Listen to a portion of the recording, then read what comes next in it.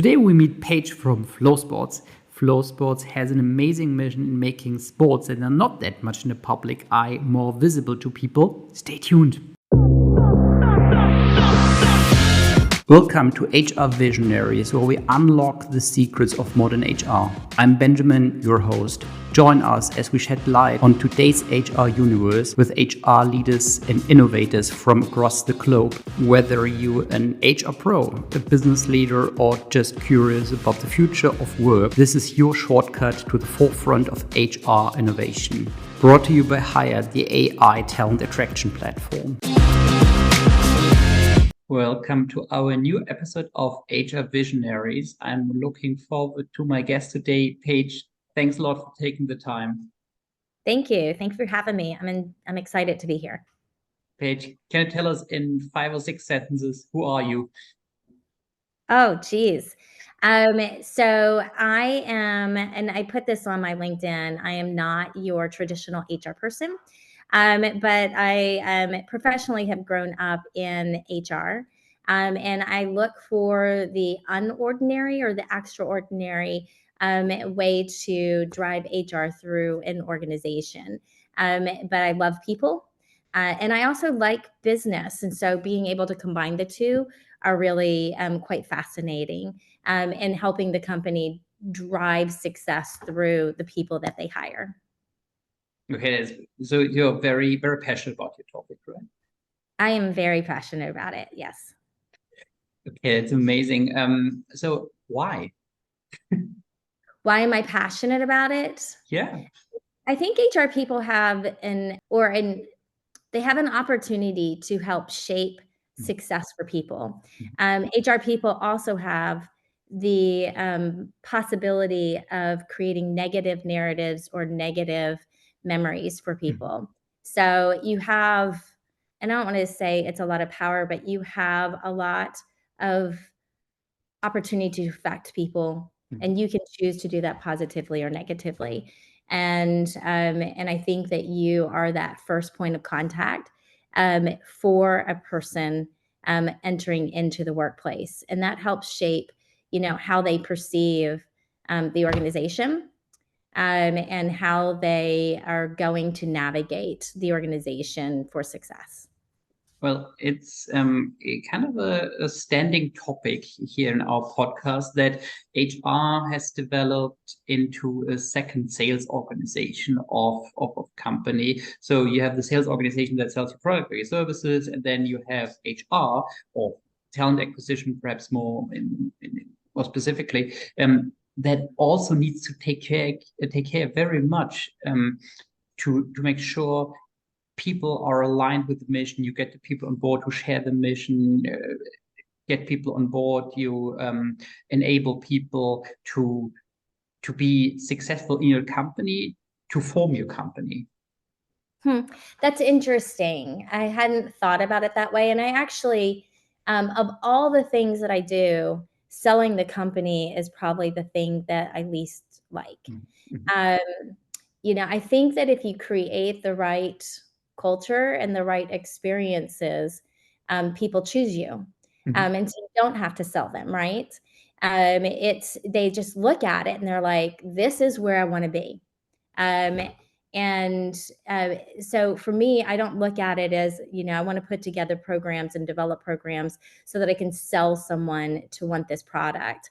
I want to develop the product that they look at and they go, I can't live without it. And so it sells itself, right? And so that's kind of the approach that I take, is that I want them to go, that is what I want as a consumer. As if we're talking product, as a consumer, I want that product because it's the best. Well, that's also a good sales organization would do that, right? So I'm not selling my product. I just want people to have my product, and I want the greatest people to love me, to work for me. That's right. And it's them marketing it, right? So I'd much rather be, because there's always sales and marketing are always partnered together, right? So I'd much rather be the organization that is marketing and telling a story and getting a consumer or, the talent to go, that is a product I can't live without, right? So that's kind of how I approach it, but that is interesting. Yeah. I'm not a big salesperson, and so I'd rather give you something that you choose to have. How did how did you start your career? How did I start my career just in general? Indeed. It's interesting. I started out in banking, similar to, right? And Indeed. I was a low level, teller. So this is very early in my age. And so I started as a teller and worked my way up at the bank, and realized pretty quickly that I didn't want my career to be in banking. But I really took a deep dive look at like the things that I was doing and understood what I liked about my job and what I didn't like about my job. And I give the same advice to my team members and my peers that are asking for advice. But I really understood what I liked about my job and what I didn't like about my job. And then I started exploring career opportunities that focused on those things specifically. And that led me to HR. And I just grew slowly up through the HR organization by doing lots of different things, and not being afraid to get my hands dirty and really to understand all aspects of that particular thing in HR, like payroll and benefits, performance management, how you train people.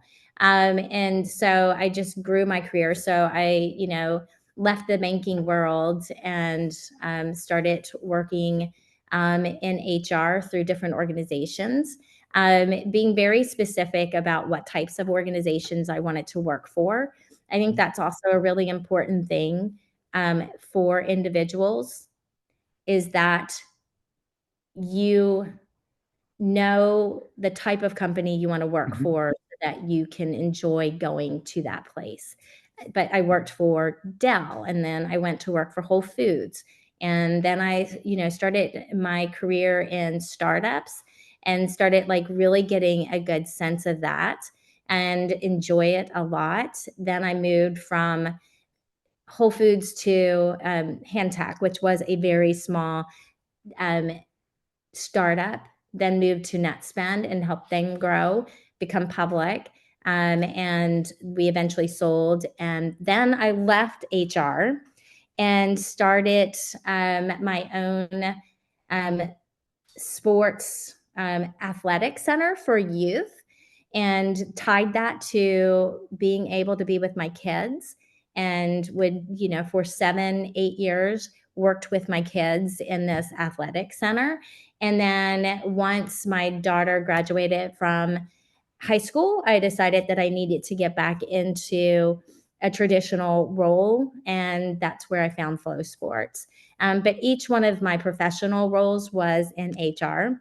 And then at Texas Power, which was my competitive cheer and tumble center, it really focused on all aspects of business and learned how to build customers and build relationships with them, how to market my programs, how to diversify revenue and sell. I learned how to, really look at the space that you have and the culture that you have for your athletes, and build out, a center that delivered an experience that helped them grow and develop as athletes.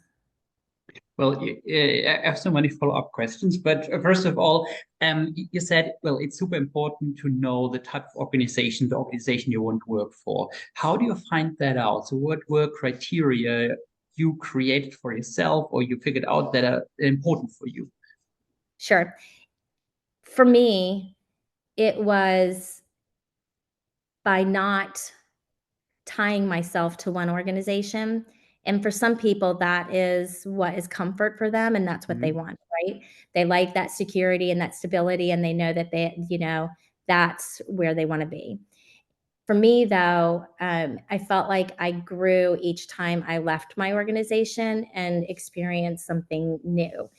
And with each experience, I understood culturally what I liked, and what environment I wanted to be in. So that's where I really discovered that I am a niche HR person. I like working for small startups. I wanted to build. I want to be innovative. I want to create. I want to use my mind. I want to be a part of the solution. I want to be a part of the conversation. And so as I started interviewing and exploring companies, I started looking for those very specific things. And so I just learned more about what made me happy at work. And you're there all of the time. Like I was spending, in most of my jobs, I would spend at a minimum 10 hours a day, because in a small startup environment, you're scrappy and gritty, and you have fewer employees. And so you have to be a part of the cog, but you also have to, spend a lot of time there. And so if I was going to spend that much time there helping to build an organization, it needed to be an organization that I aligned with from a purpose perspective. I wanted there to be a purpose. I wanted it to match my values, and it really helped me feel good about what I was doing. I needed to feel like I was a part of the success, and that people valued me. And so I looked for those things intrinsically in a company. But then, do they have the type of experiences, the type of work that I enjoy doing? And then the last leg of that is, do I align with the people there? Do I mesh? Do I feel like I fit in? And can I help them grow? Because they have the right kind of attitude around that. Well, you mentioned, well, stepping out of your comfort zone to try something new. And well, your career from banking to HR in very large organizations, then working for smaller organizations, being an entrepreneur yourself, that's very much stepping out of your comfort zone then, right? It is. It is, but that, for me, is what helped cultivate my experiences and help me grow. And so, even as I'm putting together programs for FloSports, I am pulling on each different experience with the different companies that I had. And it's, you're looking at the things that worked really well and the things that didn't work, and you pull them together, and it helps you shape what you deliver to an organization going forward. So these changes from working for those very different types of institutions, very different sizes.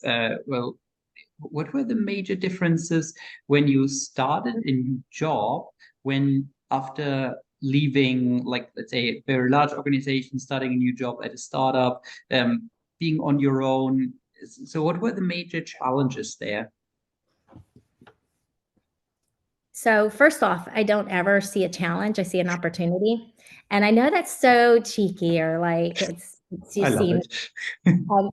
but I do think about it that way, right? I don't ever look at something and go, that's a challenge. It is an opportunity to solve a problem or to be successful at something. So when I look at a bigger company, it tends to be, and this is just my perception, I think someone working at a bigger company might argue with what I'm about to say, and that's fair. But I found that bigger companies didn't allow for change as quickly as I like. It's And kind so of natural. that's right, they're bigger, they have structure already, they're set in their processes and their procedures, and it's really hard to change it. And for a smaller company, you're quick and nimble, and when you see an issue, because it's smaller, you can shift and move much more quickly. And so for me, I just found that I like to make decisions quickly. And once I've made a decision, I want to start affecting change. But I also learned that you do need to take a step back and not move as fast as you want to. So sometimes you have to take a step back and think about what you're doing, prioritize it against everything else that you're doing, and make the best informed decision. The other difference is at a bigger organization, you tend to be a specialist in a very specific area. And that's what you do, right? And generally, when you try to like venture outside of that, it's a little more challenging. It can be done, but it's challenging. In a smaller company, you need to wear multiple hats. You need to be able to pull levers at different times and be able to do multiple things at the same time. And again, for me personally, that fits my personality. Like I want to be able to do different things and use my brain differently. It fires on all different types of engines. So it's just like go, go, go, go, go. And so I find myself kind of bored when I'm doing just a particular thing. So you said, well, it's you love doing and you love implementing. How do you regulate yourself, for lack of a better word, to not to overthink and not to underthink? So I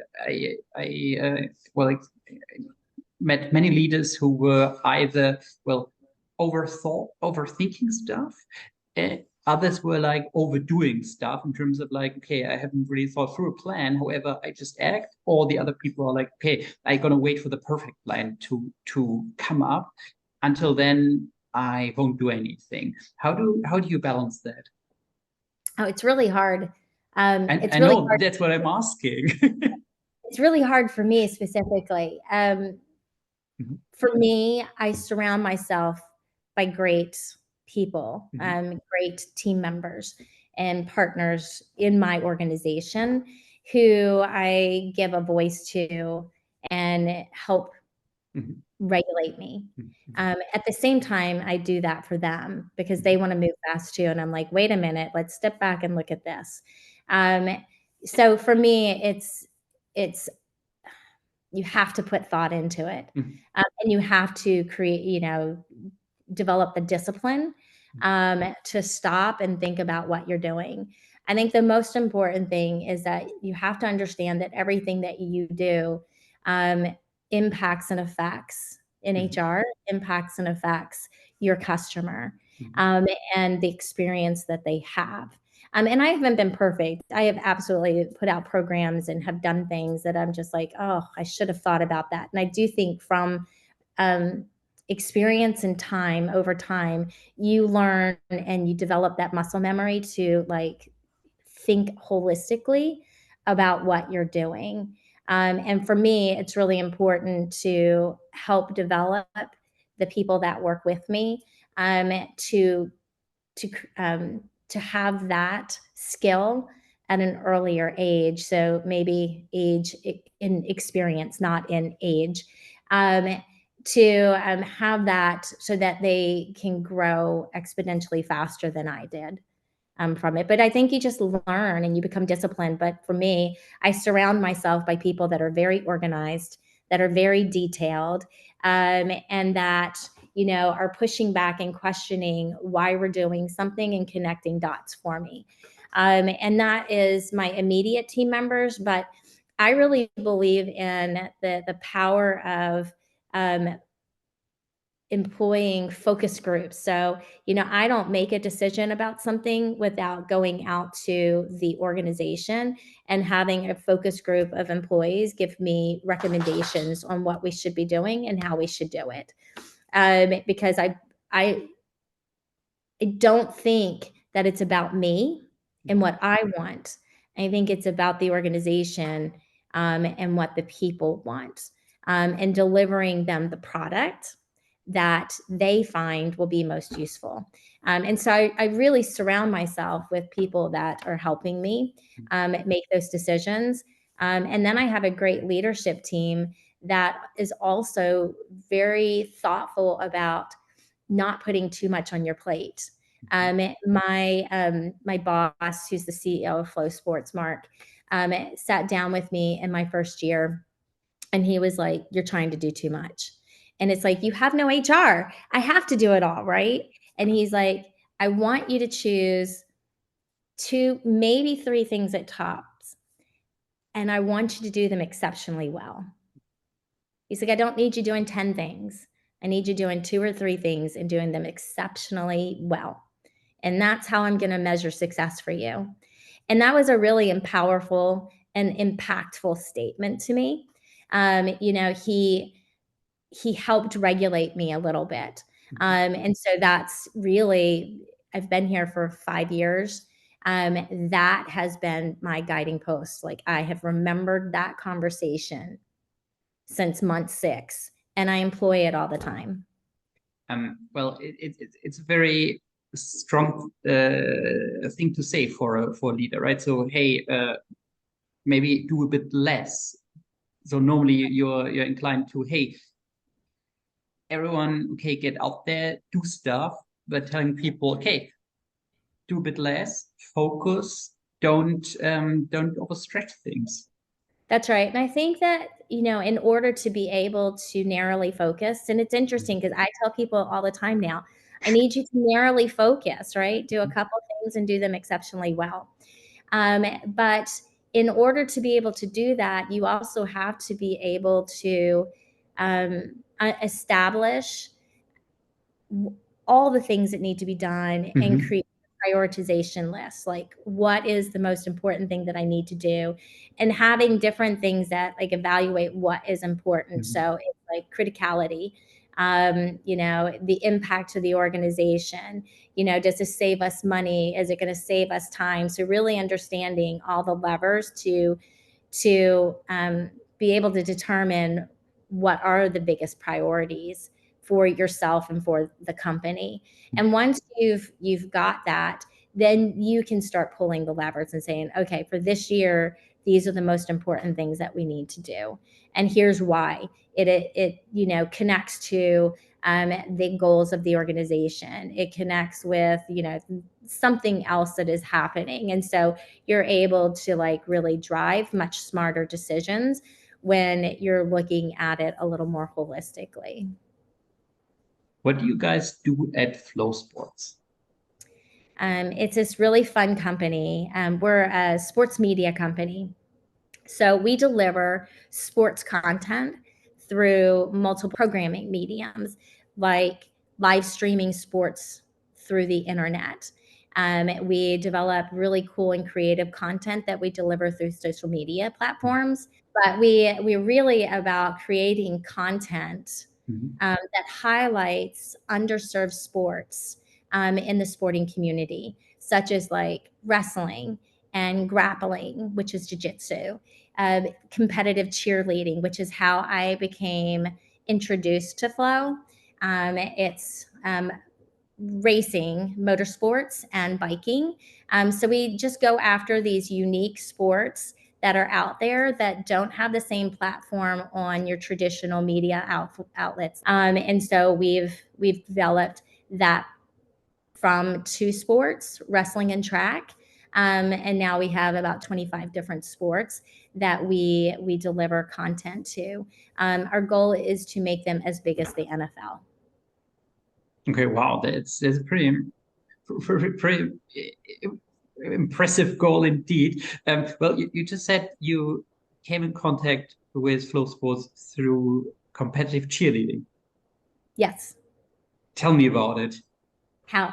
So when I left NetSpend, it was right after they had gone public and then they had sold to a bigger company.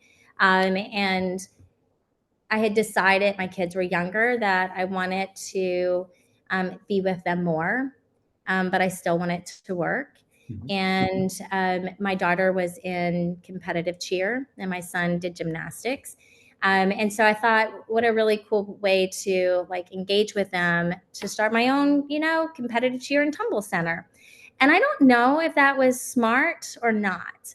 I do think that it helped me grow considerably as a professional. So I started my competitive cheer and tumble center, and my kids would come there after school and we would pack up and go home, and I was with them a lot more. But Texas Power Athletics was the name of the competitive cheer gym. And, I instilled a lot of the same philosophies around achievement in my gym as I did with how people perform in a work environment. And so, it was really focusing on, how do you help people win, but win gracefully? And how do you help them lose gracefully as well? How do you put the effort towards being exceptionally well at something? It's making sure that you're putting in the effort. I tell my kids this all the time. I was like, you know, um, great results come from great effort. And if you don't put in the effort, you're not going to get the result that you ultimately want. And so we use that same philosophy around performance with our athletes. And it was a small cheer gym. And I'm not going to go into the differences in the cheer world, but we had a small cheer gym. When you go to competitions for cheer, there are different levels. And your biggest levels now are like level 7. And these are your athletes that are just like kick butt. Like you just look at them and you're just like, they're amazing, right? What they can do. To inspire my young athletes, I would stream these competitive cheer programs or these competitions.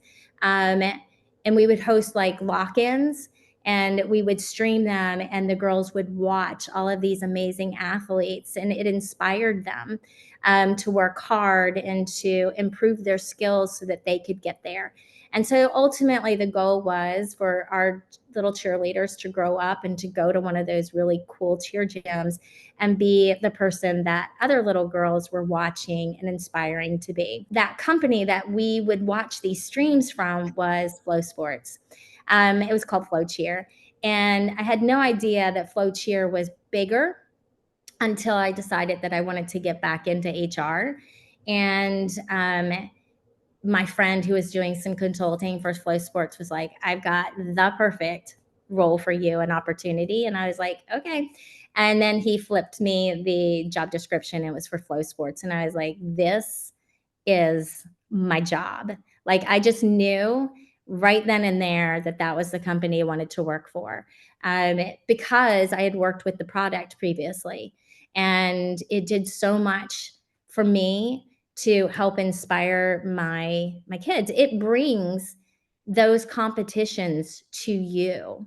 And so that is a big part of our theme at FloSports is to meet the customer where they're at, right?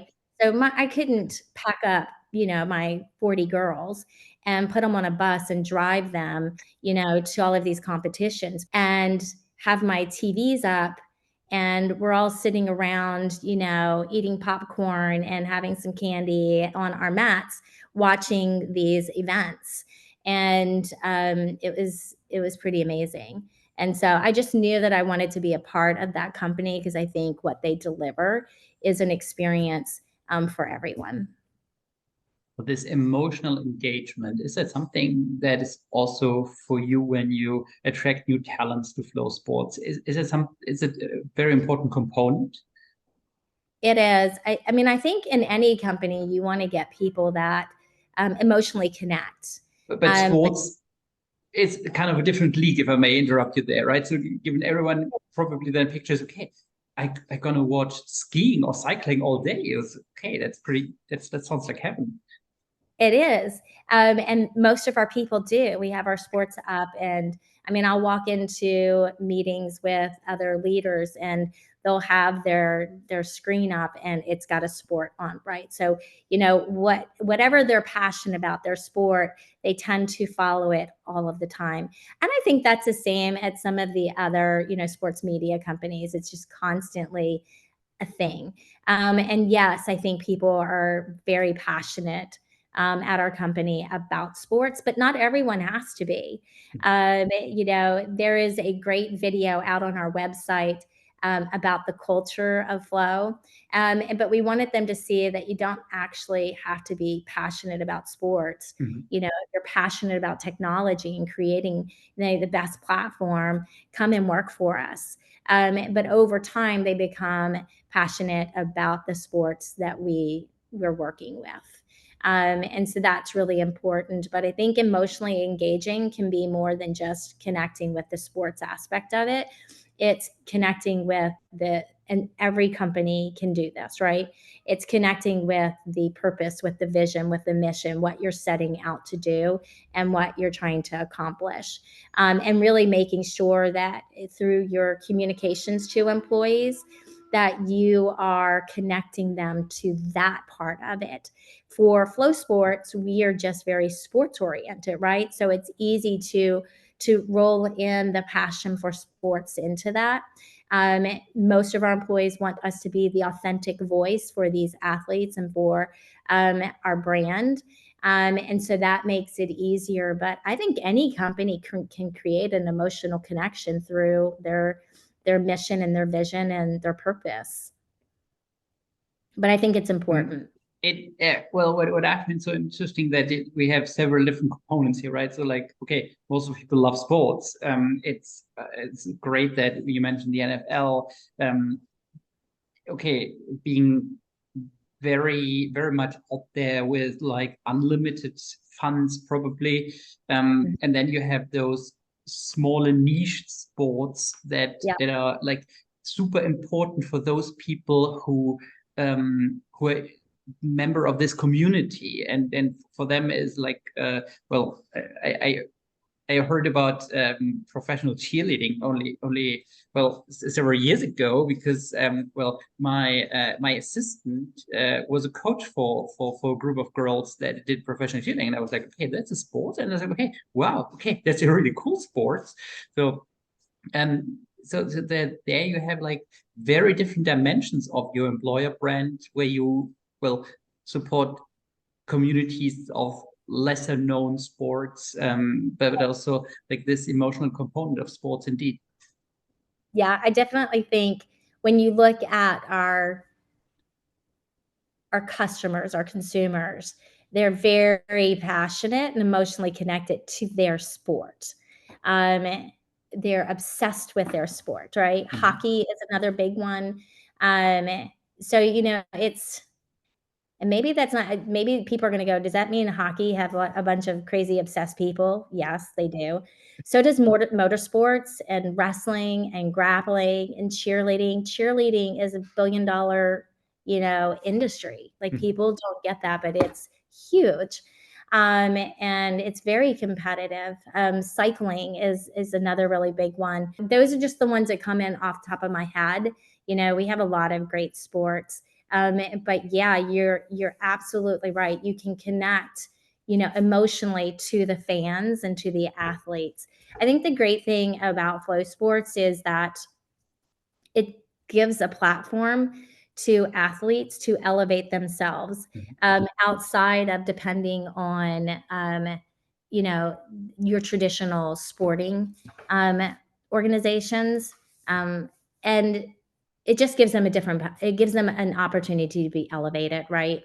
And we've got some, amazing, athletes that we work with. And so I think that we've helped them build their own brand. But the other thing that we have done is to put authenticity into what that sport is, and making sure that we're delivering that content out to a larger reach of people. It's interesting. I don't know that I would have ever thought that I enjoyed grappling and wrestling, and I loved biking because I bike. But there are motorsports. Like I've learned that I actually like combat sports. Even though my passion is cheer and I love cheer. Cheer is very competitive, but I've learned that I do enjoy these combat sports quite a bit. And so I find myself watching, car racing, motorcycles. I find myself going to grappling events. Getting exciting. I'm following wrestling. And I just wouldn't have figured that out if I hadn't been a part of this community, right? But, I think that's the next trend. I think you asked me this question via email, like, what is the trend? It's like, how do you get someone who watches cheerleading to look at the other 24 sports and become passionate about them too, or at least interested in them, like I had. So I know that you can do that. It's just connecting with who they are on the inside, their personality. So I'm very competitive. I guess I'm a little more aggressive than your normal person. You know, I do want to win and compete and things like that. But I like being a little more physical. I would never wrestle. I've never fought in my life, by the way. But I'm always challenging myself and pushing myself harder. And I don't mind, you know, climbing a mountain and hiking, you know, a pretty rugged, you know, route. I don't mind pushing myself on my bike and going a little bit further. I couldn't cheer for the life of me. I can't tumble. I can't stunt. I could lead them, but man, what they do is pretty amazing. And it is a pretty physical sport. And so I find that I'm interested in those types of things. And so I want to see more people explore other sports that Flows has, because I think that they would connect with them. What was the tallest mountain you have climbed? Gosh, I don't know. I've done Mount Rainier, and that was fun. I did this summer. I did a hike here in Texas. It's called the Guadalupe Mountain, and it's like straight up. And I thought I was going to die. I mean, it was really hard. It is one of the hardest mountains to hike in Texas. But it was so satisfying coming down. You work your way up to the summit, and then you take your picture. They have like this statue there. And so you take and it's on a very small rock. It's like this statue and a small rock. So you get up there and you climb up on it, you take your picture, and then you climb down. But it was probably a 7.5 hour hike up, and probably 5.5, 6, because I like came down really fast. I was like, I'm done. I need to get off of this mountain. But it was grueling and it was hard. But when I did Mount Rainier, it was backcountry backpacking, and that was a lot of fun. But I've done, you know, Utah, so like Bryce Canyon's beautiful. I've gone to Zion National Park and hiked Angels. I think it's called Angels Landing, and it's one of the hardest mountains to climb in the United States. It's like in the top like 10 or 5 or something like that. So some really fun things like that. But you know, it goes back to your comment. Like, I like to take myself out of my comfort zone and challenge myself. And so I do that in my sports as well. Awesome. Paige, thank you so much for taking the time. I really enjoyed our conversation. I really feel like hiking now that you talked about it. Thanks a lot for taking the time. No problem. Thank you for having me. And let me know if I can ever do anything for you. Awesome. And guys, thanks for listening in. It was a super interesting conversation. I hope you enjoyed it as much as I did. See you next time. Bye-bye.